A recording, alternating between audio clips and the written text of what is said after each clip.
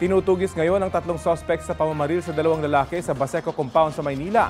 Ang ugat ng krimen posibleng dahil umano sa legal o illegal na droga ayon sa pulisya.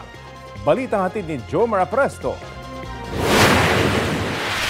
Patay ang 2 lalaki matapos pagbabarilin sa Block 1 Gasangan sa Barangay 649 Baseco Compound sa Maynila kahapon.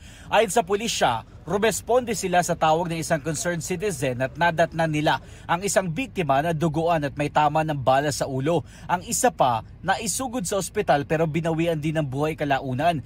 Base sa salaysay ng mga testigo, 3 ang salarin sa krimen. Hindi rin daw bababa sa 3 putok ng barilang umalingaw-ngaw sa lugar. Ayon sa barangay, marami silang CCTV sa lugar pero nataon na hindi na nahagip ang nangyaring pamamaril.